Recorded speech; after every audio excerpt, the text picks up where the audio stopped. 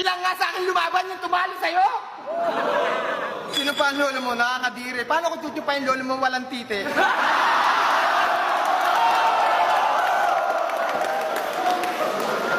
Ako lang lumaban sa'yo, dudurugin kita sa kamay ko. Kasi ayaw kang labanan ni Batas, di niya alam paano niya titirahin yung inay mo.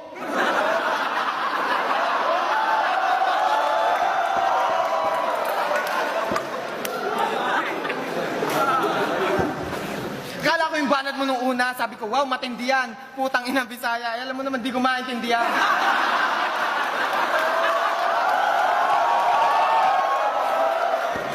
Kaya sana sa salita, medyo may konting salaan. Kasi nagbisaya siya, Tagalog ako. Ano yan, dayaan?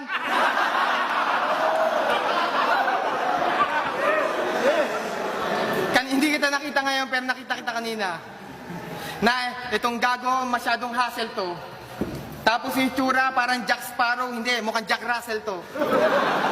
Layo ng aso, para sa mga hindi nakakaalam, ng kalabang ko, yung sikmura, laging kumakalam. At alam mo ba, sa ito, na sundalo ako. Naiilang nga sa akin lumaban yung tumalo sa'yo. So, yun ang punchline, may pumapalakpak doon. Ano yun? Sorry, nabasag ko yung camera. Nabasag ko yung camera, kabado ko, sumakit yung tiyan para may cholera. Pero dapat kung tirahin yung kalabang ko, medyo lumayo ka. Sir, kasi itong kalabang ko, baka yampas ko sa pader.